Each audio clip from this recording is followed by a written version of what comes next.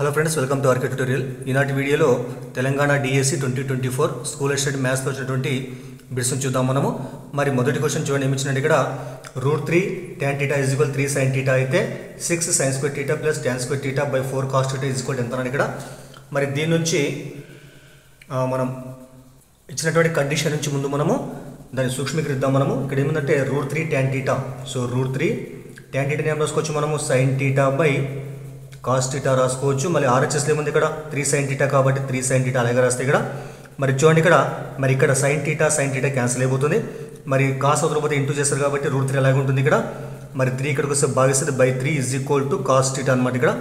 మరి ఇక్కడ √3 నేను రాసుకోవచ్చు మనము √3 × √3 రాసుకోవచ్చు కాబట్టి ఒక √3 క్యాన్సిల్ అయిపోతే మనకి ఎంత √3 ఉంటుంది ఇక్కడ. మరి దీని నుంచి మనకు వచ్చిన విలువ ఏంటంటే cos θ = 1/√3 వచ్చింది. మరి తర్వాత మనకు కావాల్సిన సైన్ ట్యాన్ కావాలి కాబట్టి మనం త్రిభుజం తీసుకుంటాం, లంబకోణ త్రిభుజం తీసుకుంటాం మనము. మరి కాస్ θ అంటే ఏ భుజాల నిష్పత్తి? ఇది కాస్ θ ఆసన భుజంపై కర్ణం యొక్క నిష్పత్తి కాబట్టి దీన్ని మనం ABC అనుకుంటే ఆసన భుజం BCగా తీసుకుంటాం. ఇక్కడ కోణం θ తీసుకుంటాం మనము. ఆసన భుజం 1గా తీసుకుంటాము, కర్ణం అంటే √3 తీసుకుంటాం మనము. మరి పైథాగరస్ సిద్ధాంతం ప్రకారము మరి AC² కర్ణము స్క్వేర్ = AB² + BC² కాబట్టి మరి AC అంటే మనకి √3 ఇచ్చినాడు కాబట్టి √3 స్క్వేర్ అంటే వస్తుంది 3 వస్తుంది ఇక్కడ. మరి AB అంటే మనకి ఇవ్వలేదు అనుకుంటాం మనం, AB² ఎట్ట పెట్టేస్తాం. తర్వాత BC అంటే 1 ఇచ్చినాడు కాబట్టి 1² అంటే మనకి 1 వస్తుంది ఇక్కడ. మరి 1 వదిలికి వస్తే మైనస్ అవుతుంది, 3 - 1 2 వస్తుంది. 2 = AB² అనమాట. దాని నుంచి మరి AB అంటే ఏమొస్తుంది √2 వస్తుంది ఇక్కడ కాబట్టి AB మనకు √2కి సమానం అనమాట. మరి దీని నుంచి మనకు sin θ ఇది √2 కాబట్టి sin θ అంటే ఏమొస్తుంది ఇక్కడ sin θ అంటే ఎదుటి భుజంపై కర్ణం కాబట్టి √2/√3 వస్తుంది. అదేవిధంగా tan θ అంటే ఏ భుజాల నిష్పత్తి? ఎదుటి భుజంపై ఆసన భుజం కాబట్టి √2/1 అంటే √2కి సమానం అవుతుంది ఇదనమాట. మరి ఇచ్చినటువంటి మనకు ఏది కనుక్కోవాలి, ఇది విలువ కనుక్కోవాలి కాబట్టి ఇలా ప్రతిక్షేపిద్దాం ఈ విలువలని కూడా మనము. మనకి ఇచ్చింది ఏమంటే 6 sin square θ ప్లస్ తర్వాత tan square θ / 4 cos θ విలువ ఎంత అని ఇక్కడ. మరి దీనిలో ప్రతిక్షేపిస్తే మనం 6 ఎట్లాగా ఉంటుంది ఇక్కడ ఇంటూ sin θ మనకి ఎంత ఉంది ఇక్కడ √2/√3 ఉంది కాబట్టి ఇక్కడ స్క్వేర్ అంటే ఏమొస్తుంది అప్పుడు √2² అంటే 2 వస్తుంది, √3² అంటే 3 వస్తుంది. సో ఇదనమాట. ప్లస్ తర్వాత tan square θ అంటే ఏమొస్తుంది? tan అంటే √2 ఉంది కాబట్టి √2² అంటే ఏమొస్తుంది 2 వస్తుంది ఇక్కడ. ఇక్కడ 4 ఇంటూ మరి cos θ విలువ ఎంత ఇక్కడ మనకు 1/√3కి సమానం అవుతుంది కాబట్టి 1/√3 రాస్తాం ఇక్కడ. తర్వాత చూడండి ఇక్కడ 3 × 1 సో 3 × 2 క్యాన్సిల్ ఇక్కడ. అప్పుడు మనకి ఏమొచ్చింది చెప్పండి ఇక్కడ 2 × 2 = 4, 4 + 2 6 అవుతుంది. 6/4 అట్లా ఉంటుంది ఇక్కడ. 1/√3 అవుతుంది మనకి దాన్ని తిప్పి రాస్తే ఏమొస్తుంది √3/1 వస్తుంది. ఎందుకంటే హారంలో భిన్నం ఉంటుంది, దాన్ని తిప్పి రాసుకుంటే మీద ఇంటూ రాసుకొని ఇప్పుడు క్యాన్సిల్ చేస్తే 2 × 4 2 × 3 6 అప్పుడు మనకు వచ్చేది ఎంతంటే 3 × √3/2 ఉంటుంది కాబట్టి సో ఈ మొత్తం విలువ మనకి ఎంతకు సమానం అంటే ఇక్కడ మనకు 3√3/2కు సమానం కావడము జరిగింది. సో ఇది ఆన్సర్ అవుతుంది అనమాట. తర్వాత రెండో క్వశ్చన్ చూద్దాం. రెండో క్వశ్చన్ ఏమంటే క్రింద ఇవ్వబడిన వాస్తవ సంఖ్యలను అవరోహణ క్రమంలో అమర్చండి. చూడండి ఇక్కడ క్రింద ఇవ్వబడినటువంటి వాస్తవ సంఖ్యలను అవరోహణ క్రమంలో అమర్చండి. మనకి ఇచ్చినటువంటి సంఖ్యలు ఏముంది ఇక్కడ 1 2 3 4 5 ఉన్నాయి ఇక్కడ. మరి 9√3 4√7 21 7√6 తర్వాత 11√2 అనమాట. వీటిని ఏం చేయాలి మనము అవరోహణ క్రమం అంటే పెద్దని చిన్న విలువగా అమర్చాలి కాబట్టి అయితే ఇక్కడ ఇచ్చినటువంటి విలువలు అన్నీ కూడా డిఫరెంట్గా ఉన్నాయి కాబట్టి ఏం చేద్దాం మనము సో ఇవన్నీ కూడా మనము కరెంట్ అంటే మామూలుగా రూట్లో మార్చుకుందాం. ఇవన్నీ కూడా మనం రూట్లో మారిస్తే వాటికి విలువను ఈజీగా అనుకోవచ్చు మనము. మరి 9 బయట ఉంది, 9√3 ఉంది ఇక్కడ. సో 9 కూడా రూట్లో వస్తే ఏమవుతుంది అప్పుడు √3 అలాగే ఉంటుంది ఇక్కడ. మరి 9 రూట్లో వస్తే దాని యొక్క వర్గం ఎంత అవుతుంది అప్పుడు 81 కాబట్టి సో √81 రాసుకోవచ్చు మనం. √81 అన్న ఒకటి 9 అన్న ఒకటి కాబట్టి సో 9 లోపల పంపిస్తే √81 అవుతుంది ఇక్కడ ఫస్ట్ అనమాట. సెకండ్ ఏముంది ఇక్కడ 4 బయటకు ఉంది, లోపల పంపిస్తే ఏమైతే 16 అవుతుంది కాబట్టి √16 కాబట్టి ఫస్ట్ 7 అలాగే ఉంటుంది ఇక్కడ. మళ్ళీ 4 లోపలికి వస్తే 4 4 16 అవుతుంది ఇక్కడ. తర్వాత మరి 21 కూడా 21 వర్గమూలంగా రాసేమో దాని యొక్క రూట్లో రాసేమో వస్తుంది 21 యొక్క వర్గం మీద 441 కాబట్టి ఇది మనం √441 రాసుకోవచ్చు. దాని తర్వాత 7 √6 అలాగే పెట్టేసి 7 యొక్క వర్గం ఎంత 49 కాబట్టి 49 రాస్తున్నాయి. దాని తర్వాత మరి రూట్లో 2 అలాగే ఉంటుంది. 11 యొక్క వర్గం ఎంత 121 కాబట్టి 121 రాసిన ఇక్కడ. సో ఈ విధంగా అన్నీ కూడా మనం రూట్లో రాసుకున్నాం ఈ విధంగా మనము. సో దాని తర్వాత ఈ రెండు గుణిస్తే మనకు వచ్చే విలువ ఏంటంటే 243.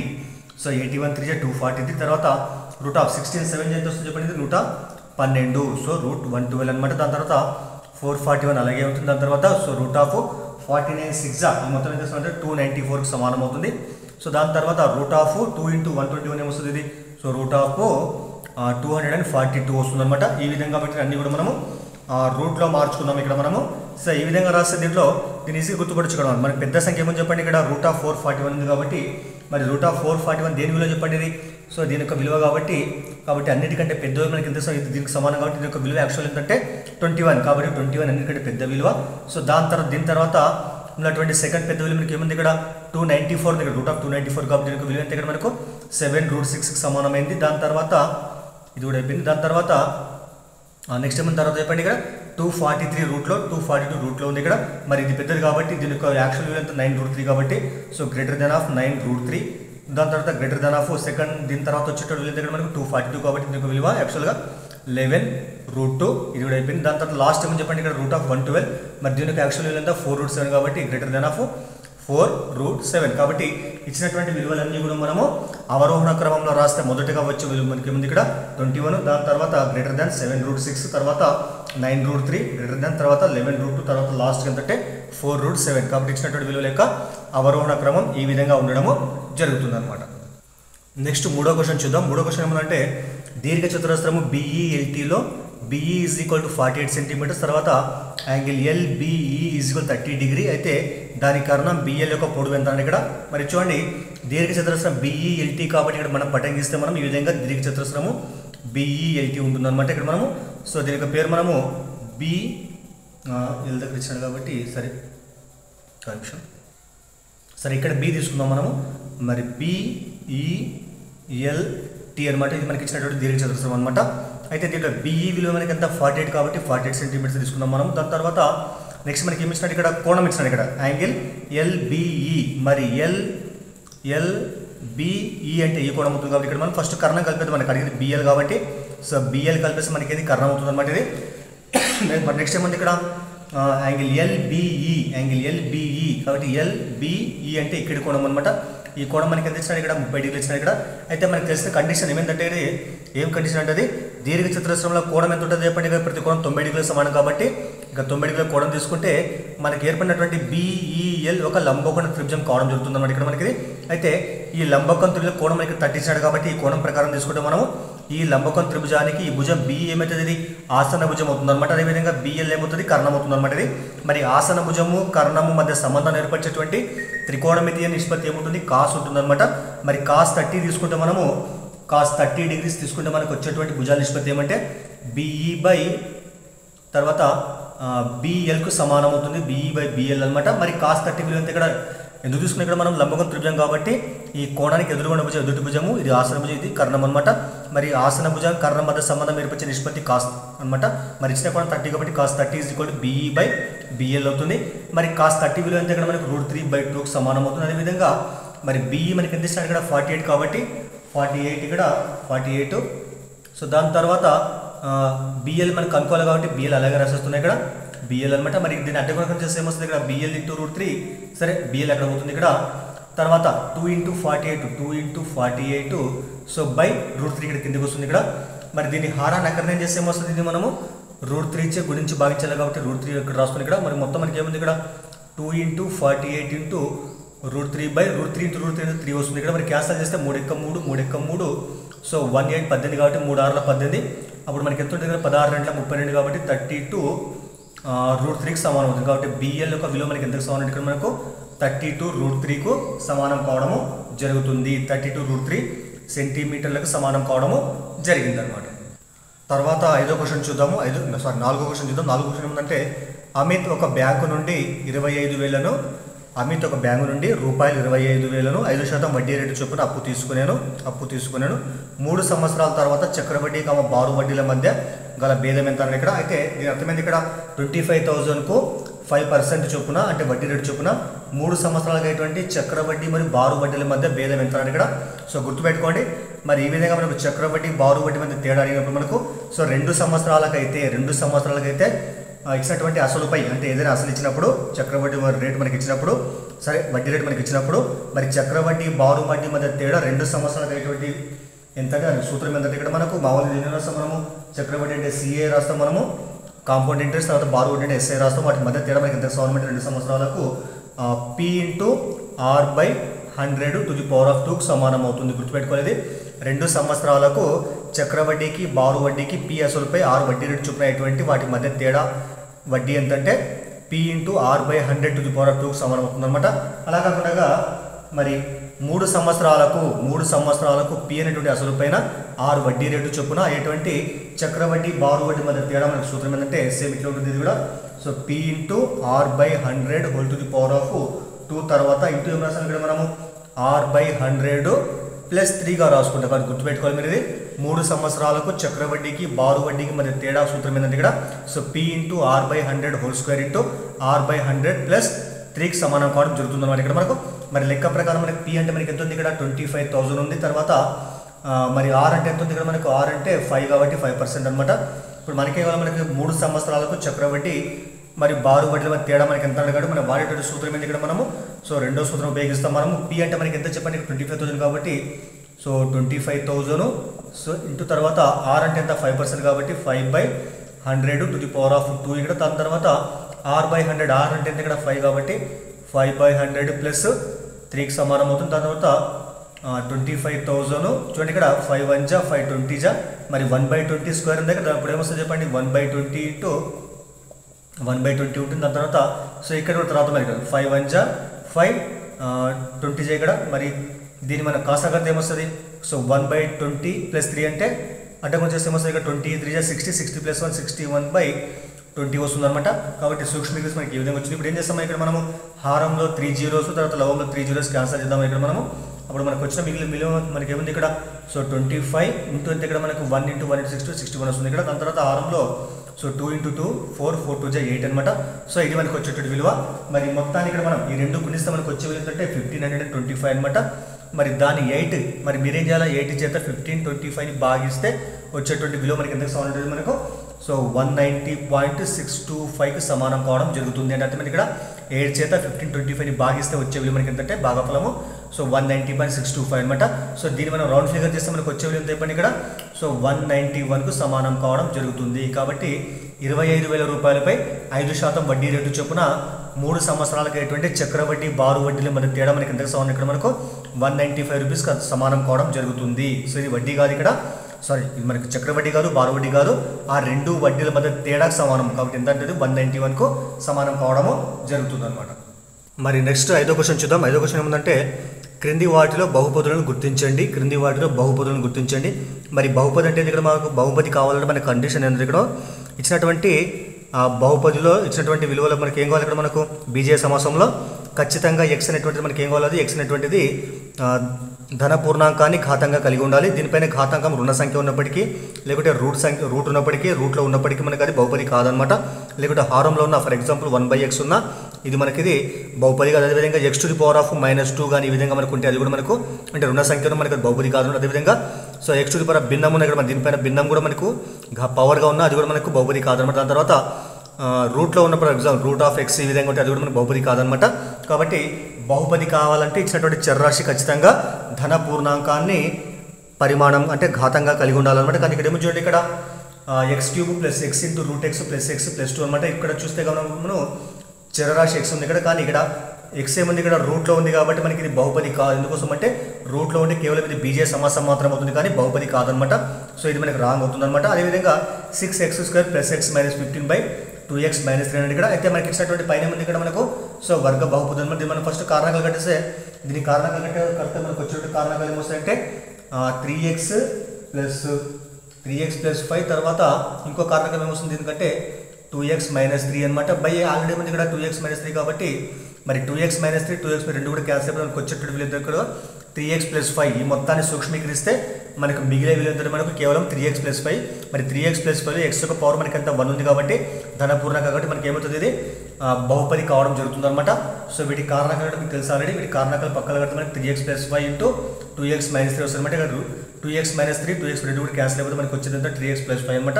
సో ఇది మనకు బహుపది కావడం జరుగుతుంది. అదేవిధంగా మరి థర్డ్ C1 ఏమంది ఇక్కడ 3x³ plus √2 into x² minus x plus √2 అనమాట. మరి x² ఇక్కడ రూట్లో లేదు ఇక్కడ కేవలం పక్కన గుణకం మాత్రం రూట్ ఉంది కాబట్టి అయినప్పటికీ ఇది మనకు దీనికి ఘాతాంకము ధన పూర్ణ సంఖ్య కాబట్టి మనకి ఇది బహుపది కావడం జరుగుతుంది. కాబట్టి సెకండ్ అంటే మన థర్డ్ వన్ C1 కూడా మనకు బహుపది అవుతుంది అనమాట. అదేవిధంగా ఫోర్త్ ఏమంది ఇక్కడ 15x² minus 3y² √15x minus √3y అనమాట. మరి దీన్ని కూడా మనం a² మైనస్ b² ప్రకారం విడగొడితే ఏమొస్తుంది ఇక్కడ మనకి ఇది √15x మైనస్ √3y ఇంటూ తర్వాత √15x plus root of 3y వస్తుంది అనమాట. బై హారం ఎంత ఉంది ఇక్కడ root of 15x minus root of 3y ఉందన్నమాట. మీరు చూడండి ఇక్కడ root 15 into x minus root 3 into y, root 15 into x minus root 3 into రెండు కూడా క్యాన్సిల్ అవుతాయి ఇక్కడ. అప్పుడు మనకి వచ్చేటప్పుడు మనకి ఎంత ఇక్కడ root 15 into x plus root 3 into y అనమాట. ఇక్కడ ఎక్స్ వై రెండు కూడా మనకి ఇవి చరరాశి వేరు వేరు వాటి ఘాతాంకాలు పూర్ణ సంఖ్యలో 1 1 కాబట్టి ఇది.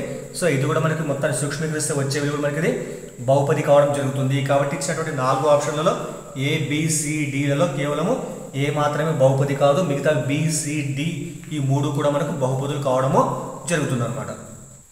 తర్వాత 6వ క్వశ్చన్ చూద్దాం. 6వ క్వశ్చన్ ఏమంటే వర్గీకృత పౌనపున్య విభాజనమునకు బాహుళక సూత్రం ఎంత అని ఇక్కడ మీకు తెలిసిందేది.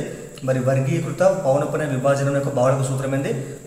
Mode is equal to L plus f1 minus f0 by f1 minus f0 by 2f1 minus f0 minus f2 into హెచ్గా తీసుకుంటాం మనం. సో ఇది వర్గీకృత పౌనపున్య విభాజనం యొక్క బాహుళకం యొక్క సూత్రం అనమాట ఇది. మరి ఇందులో మీకు తెలిసి ఎల్ అంటే ఏంది? ఇక్కడ బాహుళక తరగతి యొక్క దిగువ హద్దు అనమాట. ఇక్కడ f1 అంటే ఏంది? బాహుళక తరగతి యొక్క పౌనపున్యము. f0 అంటే బాహుళక తరగతి ముందున్న తరగతి యొక్క పౌనపున్యము. మరి మీకు f1 చెప్తాం. మరి ఇక్కడ f2 అంటే ఏంది? ఇక్కడ బాహుళక తరగతి యొక్క పౌనపున్యానికి దిగువ తరగతి యొక్క పౌనపున్యం అనమాట ఇది. మరి హెచ్ అంటే తరగతి అంతరము లేదా తరగతి పొడవు అనమాట. సో ఇవి వర్గీకృత పౌనపున్య విభాజనం యొక్క బాహుళకం యొక్క సూత్రం అనమాట. ఇవి ఎగ్జామ్లో చాలా అడుగుతున్నాడు. ఇక్కడ గుర్తుపెట్టుకోవాలా బాహుళకం అదేవిధంగా మధ్యగతం కూడా. మరి మధ్యగతం ఫార్ములా అని చెప్పండి. మధ్యగతము median m is equal to L plus ఇది కూడా n/2 minus CF by F into H తీసుకుంటాం మనం. ఓకేనా? So m is equal to L plus n/2 minus CF by F into H అనమాట. మరి ఇక్కడ ఎల్ అంటే ఎల్ అంటే కూడా మధ్యగత తరగతి యొక్క దిగువ హద్దు అనమాట. మరి n అంటే పౌనపున్యాల మొత్తం ఇది. మరి సిఎఫ్ అంటే ఏంది? మధ్యగత తరగతి యొక్క పౌనపున్యానికి ముందున్న తరగతి యొక్క సంచిత పౌనపున్యం అనమాట. మరి ఎఫ్ అంటే మధ్యగత తరగతి యొక్క పౌనపున్యం, హెచ్ అంటే తరగతి అంతరం. సో ఈ రెండు కంపల్సరీ గుర్తుపెట్టుకోవాలి మనం. అదేవిధంగా సగటు కూడా ఉంటుంది. సగటులో మనకు దాదాపు 3 రకాలు ఉంటాయి మనకి. సాధారణ సూత్రం, తర్వాత విచలన పద్ధతి, తర్వాత సంక్షిప్త విచలన పద్ధతి అనమాట. అవి కూడా గుర్తుపెట్టుకోవాలి మీరు. తర్వాత 7వ క్వశ్చన్ చూద్దాం. 7వ క్వశ్చన్ ఏముందంటే ఒక సంచిలో 25 గోళీలు ఉన్నాయి. వాటిలో x గోళీలు తెల్లగా ఉన్నాయి. ఇంకా మరో 50 తెల్ల గోళీలను సంచిలో వేస్తే అప్పుడు సంచి నుండి తెల్ల గోళీలను తీసేటువంటి సంభావ్యత గోళీలను జోడించక ముందు సంభావ్యతకు రెట్టింపు అయితే x విలువ ఎంత అని ఇక్కడ చూడండి. ఇక్కడ మనకి 2 సందర్భాలు ఉన్నాయి. ఇక్కడ మొదటి సందర్భంలో ఉన్నటువంటి సంచిలో మొత్తం మనకి ఎన్ని గోళీలు? ఇక్కడ మొత్తం 25 గోళీలు మొత్తం. ఇక్కడ ఈ 25 గోళీలో మనకు ఏమున్నాయి? ఫస్ట్ ఇక్కడ అంటే ఫస్ట్ మనకి మొత్తం గోళీ సంఖ్య 25 అనమాట. అందులో ఎక్స్ గోళీలు మనకి ఏమున్నాయి? ఇక్కడ వైట్ ఉన్నాయి. ఇక్కడ ఎక్స్ గోళీలు తెలుపు అనమాట. మరి మిగతా గోళీలు వేరే కదా మనకి ఇచ్చినారు ఇక్కడ. సో మిగతా గోళీల సంఖ్య ఏమవుతుంది? 25 మైనస్ ఎక్స్ అవుతుంది అనమాట. మరి దాని తర్వాత రెండో స్థానం ఏమైంది? ఇక్కడ మొదటి గోళీలకు ఈ 25 గోళీస్ మళ్ళీ ఏమైనా తర్వాత ఇక్కడ మనకు 50 తెల్ల గోళీలను చేర్చినారంట అక్కడ వాళ్ళు. సో 50 తెల్ల గోళీలను సంచిలో వేస్తే మరి చూడండి ఇక్కడ అప్పుడు మనకి యాక్చువల్గా మొత్తం గోళీల సంఖ్య ఏమైతే చెప్పండి? ఫస్ట్ మనకి 25 ఉన్నాయి. ఇక్కడ మనకు కలిపినటువంటి గోళీల సంఖ్య మనం ఎంత? ఇక్కడ 50. కాబట్టి 25 ప్లస్ 50 మొత్తం గోళీల సంఖ్య ఎంత? ఇక్కడ మనకు 75 అవుతుంది. ఇక్కడ గుర్తుపెట్టుకోవాలి. రెండో సందర్భంలో ఉన్నటువంటి మొత్తం గోళీల సంఖ్య 25 మొదటగా, తర్వాత 50. సో మొత్తం గోళీల సంఖ్య 75 అనమాట. మరి రెండో సందర్భంలో ఉన్న తెల్ల గోళీల సంఖ్య ఏమవుతుంది? అప్పుడు మనం కలిపింది ఇప్పుడు 50. సో దానికంటే ముందు ఉన్నటువంటి మొత్తం తెల్ల గోళీల దగ్గర మనకు x కాబట్టి సో రెండో సందర్భంలో ఉన్నటువంటి మొత్తం తెల్ల గోళీల సంఖ్య ఎంత? 50 ప్లస్ x అనమాట. సో మిగతా వేరే కలర్ ఉంటాయి ఇక్కడ. అయితే చూడండి ఇక్కడ సో ఈ విధంగా గోళీలు ఉన్నప్పుడు మనకి 25 గోళీలు ఉన్నప్పుడు x తెల్ల గోళీలు, మరి 25 ప్లస్ 50 మొత్తం 75 గోళీలు ఉన్నప్పుడు తెల్ల గోళీల సంఖ్య ఎంత? ఇక్కడ 50 తెల్లవే కాబట్టి 50 ప్లస్ మొదట మనకు x కాబట్టి 50 ప్లస్ x మొత్తం మీకు వైట్ అనమాట ఇక్కడ. సో వైట్ మార్బుల్స్ అనమాట. మరి ఇవన్నమాట మనకి ఏమి ఇచ్చినారు ఇక్కడ? మరి ఈ సందర్భంలో ఉన్నటువంటి సంభావ్యత దేని సంభావ్యత? తెల్ల గోళీలను తీసే సంభావ్యత ఎంత చెప్పండి? ఇక్కడ మొదటి సందర్భంలో తెల్ల గోళీలు తీసే సంభావ్యత ఎంత? మరి సంభావ్యత ఫార్ములా తెలియదు. సంభావ్యత సూత్రం ఏంది? అనుకూల పర్యవసనాల సంఖ్యపై మొత్తం పర్యవసన సంఖ్య. కాబట్టి మొదటి సందర్భంలో P ఆఫ్ ఇక్కడ మనకి ఫస్ట్ సందర్భంలో ఉన్నటువంటి ప్రాబబిలిటీ మనకి ఎంత? ఇక్కడ మనకి తెల్ల గోళీల సంభావ్యత కాబట్టి సో x తెల్ల గోళీల సంఖ్య x కాబట్టి x బై మొత్తం ఎంత గోళీలు? ఇక్కడ 25 రాస్తుంది ఇక్కడ. అంటే మొదటి సందర్భంలో తెల్ల గోళీని తీసేటువంటి సంభావ్యత ఎంత? మనకి x/25 అవుతుంది అనమాట. అదేవిధంగా రెండో సందర్భంలో సంభావ్యత ఎంత? ఇక్కడ మనకు ఇప్పుడు కూడా మనము సో తెల్ల గోళీలు తీస్తున్నాం కాబట్టి మరి దీని యొక్క సంభావ్యత ఎంత? ఇక్కడ మనకు రెండో సందర్భంలో తెల్ల గోళీల సంఖ్య మొత్తం ఎంత? ఇక్కడ మనకు 50 ప్లస్ x కాబట్టి 50 ప్లస్ x బై మొత్తం ఎంత? గోళీల సంఖ్య 75 కాబట్టి 75 అనమాట. సార్ గుర్తుపెట్టుకోవాలి. మొదటి సందర్భంలో తెల్ల గోళీల సంభావ్యత ఏంటంటే x/25, రెండో సందర్భం తెల్ల గోళీల సంభావ్యత ఏంటంటే 50 ప్లస్ x/75 అనమాట. మరి వీటి మధ్య కండిషన్ ఏమంటే రెండో సందర్భంలో ఉన్నటువంటి సంభావ్యత ఏదైతే ఉంటుందో ఈ సంభావ్యత ఏం కాదు చెప్పండి, ఇది మొదటి సంభావ్యతకు రెట్టింపు అనమాట. అంటే దీన్ని డబల్ చేస్తే ఈ సంఖ్య వస్తుంది అనమాట. కాబట్టి దీన్ని ఇంటూ 2 చేద్దాం మనము. ఇంటూ 2 చేస్తే ఈ విలువ ఎంతైతే మారుతుందో ఇది దీనికి సమానం అనమాట మనకి లెక్క ప్రకారం ఇక్కడ.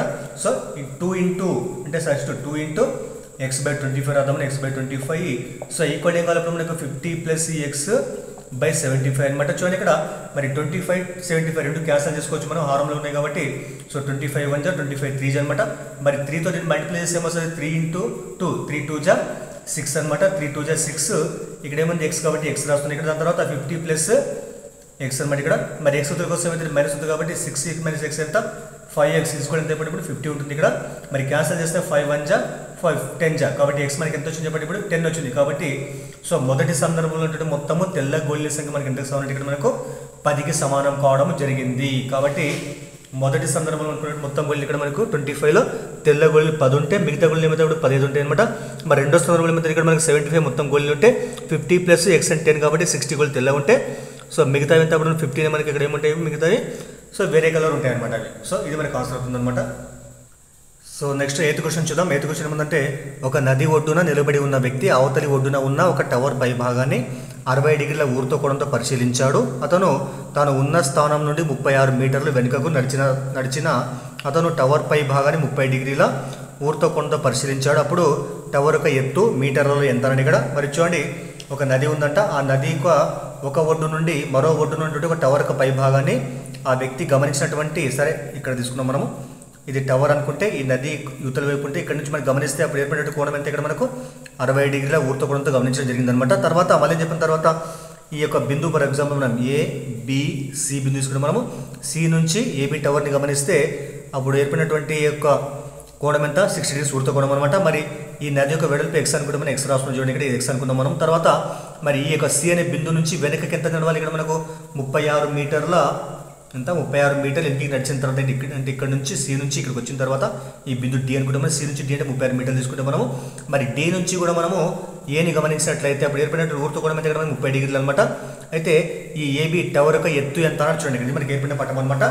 ఇది నది ఒడ్డు బీసీ అనుకుంటే మనము ఒక ఒడ్డు నుంచి మనము ఏబి టవర్ని గమనిస్తే ఏర్పడిన ఊర్తో కూడా 60 డిగ్రీస్ అనమాట. మరి సి బిందు నుంచి మనం 36 మీటర్లు డి వరకు వెనక్కి నడిస్తే ఇప్పుడు ఏర్పడిన ఊర్తో కూడా 30 డిగ్రీల కోణం అనమాట. సో గుర్తుపెట్టుకోవాలా, మనము వస్తువు నుంచి దూరంగా వెళితే అప్పుడు ఏర్పడేటువంటి ఊర్తో కోణం తగ్గుతుంది అనమాట. అదేవిధంగా మనం వస్తువుకు దగ్గరికి వస్తే ఊర్తో కోణం పెరుగుతుంది అనమాట. సో ఈ విధంగా తీసుకున్నాం మనం. మరి ఫస్ట్ మనం త్రిభుజం ABC తీసుకుందాం మనము. నది వెడల్పు x టవర్ ఎత్తు h అనుకుందాం మనము. మరి దీని నుంచి త్రిభుజం ABC నుండి tan 60 డిగ్రీస్ తీసుకుంటే మనకు వచ్చేటువంటి భుజాల నిష్పత్తి మనకు AB/BC ఎందుకోసం అంటే ఎదుటి భుజం బై ఆసన భుజం కాబట్టి tan అంటే tan 60 అంటే ఏమొస్తుంది అప్పుడు మనకి h/x వస్తుంది అనమాట. tan 60 అంటే ఎంత ఇది √3కి సమానం కాబట్టి √3 = h/x అనమాట. దీని నుంచి మనకు h కావాలి కాబట్టి దీన్ని x కర్తగా చేస్తే ఏమొస్తుంది, సో x = h/√3 ఇది సమీకరణం 1 అనుకుందాం మనము. ఇది మనకి వచ్చినటువంటి ఒక కండిషన్ అనమాట, ఇది h/√3. దాని తర్వాత మళ్ళీ చూడండి ఇక్కడ ఇప్పుడు త్రిభుజం ABD తీసుకుందాం మనం. మరి దీని నుంచి tan 30 డిగ్రీస్, మరి tan 30 అంటే ఏమొస్తుంది చెప్పండి AB/BD. మరి AB అంటే మనకి ఎంత h కాబట్టి h బై మరి B నుంచి D అంటే ఏం చేయాలి మనం x + 36 తీసుకోవాలి మనం, x + 36 అనమాట. మరి tan 30 అంటే ఎంత 1/√3 కాబట్టి 1/√3 తీసుకుంటే ఏమొస్తుంది h/x + 36. దీన్ని క్రాస్ మల్టిప్లై చేస్తే ఏమొస్తుంది x + 36 × 1 x + 36 √3 × h ఎంత √3h అనమాట. మనకు వచ్చింది ఆల్రెడీ ఇక్కడ x అంటే ఎంత ఇక్కడ మనకు ఇక్కడ x అంటే h/√3 గా ప్రతిక్షేపిద్దాం మనము. h/√3 + 36 √3h అనమాట. మరి h/√3 ఇక్కడ పోతే ఏమైతే మైనస్ ఉంది ఇక్కడ రాస్తుంది ఇక్కడ, ఇది అవతల పోతే మైనస్ ఉంటుంది కాబట్టి ఫస్ట్ ఇది రాద్దాం మనము. √3h - h/√3 ఎంత ఇక్కడ మనం 36 సమానం అవుతుంది ఇక్కడ 36 అనమాట ఇది. మరి దీన్ని మనం కాసాగర్త ఏమొస్తుంది ఇక్కడ /1 తీసుకుందాం మనము. కాసాగర్త 1 × √3 అనమాట. √3 × √3h ఎంత ఇక్కడ 3h అవుతుంది. -1 × h ఎంత h అవుతుంది. తీసుకుంటే ఇక్కడ మనకు 36కి సమానం అవుతుంది. తర్వాత చూడండి మరి 3h × h ఎంత 2h √3 గుణిస్తారు కాబట్టి 36 √3. దీని కొట్టేసి ఏమొస్తుంది 2 × 2 2 18 కాబట్టి h మనకి ఎంత వచ్చింది ఇప్పుడు మనకు, సో 18 √3 మీటర్లు. కాబట్టి టవర్ యొక్క ఎత్తు మనకి ఎంత వస్తుంది మనకి h టవర్ ఎత్తు కాబట్టి 18 √3 మీటర్లకు సమానం కావడము జరుగుతుంది. కాబట్టి ఇది మనకు ఆన్సర్ కావడము జరిగింది అనమాట. సో ఇవి కొన్ని మనకు మ్యాథ్స్లో వచ్చిన బిట్స్ అనమాట. దయచేసి మీకు వీడియో ఉపయోగపడితే లైక్ చేయండి, అదేవిధంగా ఛానల్ని సబ్స్క్రైబ్ చేయండి. Thank you.